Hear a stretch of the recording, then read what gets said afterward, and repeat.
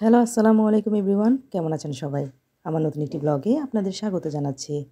আজকে আমি আপনাদের তৈরি করে দেখাবো অত্যন্ত লোভনীয়, জিভে জল আনা, গরম গরম মজাদার একটি রেসিপি, লইট্টা শুটকি ফ্রাই।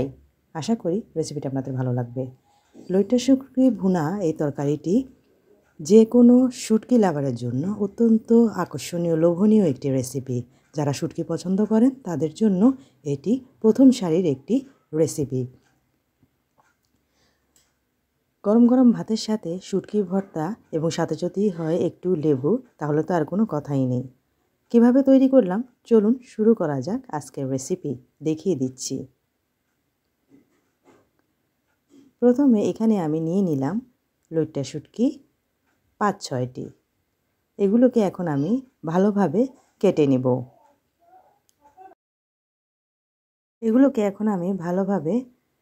নেব।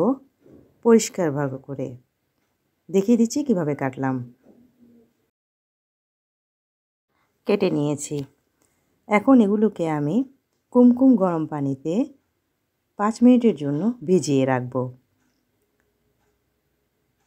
এতে শুটকিগুলো ভালোভাবে পরিষ্কার হয়ে যাবে।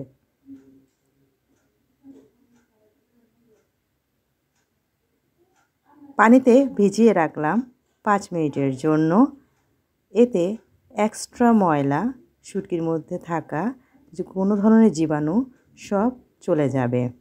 ৫ মিনিট পর আবারও কয়েকবার ভালোভাবে ধুয়ে আমি পরিষ্কার করে নিয়েছি।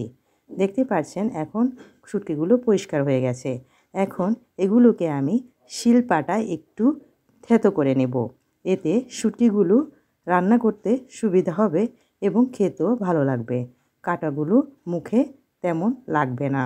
তাছাড়া শুটকিগুলো এভাবে একটু আধা ভাঙা করে রান্না করলেই বেশি টেস্ট এবং মজা হয়। দেখতে পাচ্ছেন আমি কিভাবে এগুলোকে থেতো করে নিয়েছি। এখন আমি চুলাতে একটি পাত্রে দিয়ে দিলাম সরিষার তেল 2 টেবিল চামচ পরিমাণে, দিয়ে দিলাম রসুন কুচি 1 টেবিল চামচ পরিমাণ, পেঁয়াজ কুচি হাফ কাপ পরিমাণে।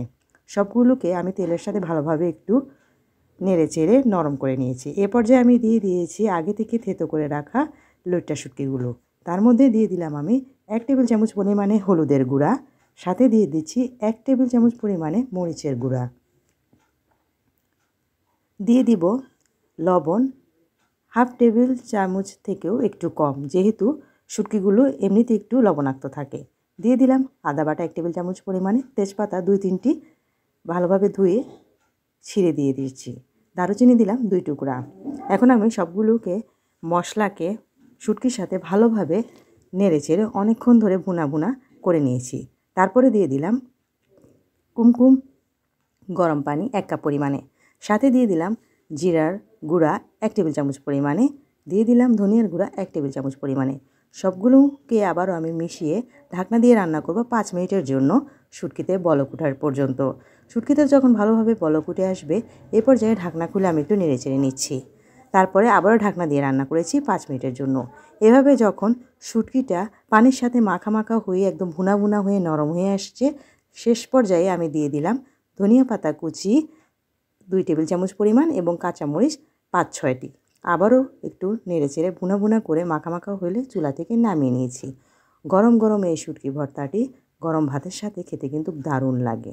যারা শুটকি লাভার, শুটকি ভালোবাসেন, তাদের জন্য এটি একটি অত্যন্ত সুস্বাদু, মজাদার, লোভনীয় একটি রেসিপি। তো কেমন লাগলো আমার আজকের রেসিপি? আমার রেসিপিটি ভালো লাগলে আমার চ্যানেলটিকে সাবস্ক্রাইব করবেন, লাইক কমেন্ট শেয়ার দিতে ভুলবেন না। আশা করি আমার রেসিপিটি আপনাদের ভালো লেগেছে। এরকম আরও সুন্দর সুন্দর রেসিপি পেতে আমার সাথেই থাকুন, আমাকে সাপোর্ট করুন। আমি আরও নতুন নতুন রেসিপি নিয়ে আপনাদের সামনে হাজির হব। আমার রেসিপিগুলো আশা করি আপনাদের ভালো লাগছে এবং আমাকে আরও সাপোর্ট করলে আমি এগিয়ে যেতে উৎসাহিত হব এবং আরও নতুন নতুন রেসিপি তৈরিতে আমার দক্ষতা প্রমাণ করতে পারবো। আজকের মতো বিদায় নিচ্ছি। ভালো থাকবেন সবাই। পরবর্তীতে দেখা হবে। আল্লাহ হাফেজ।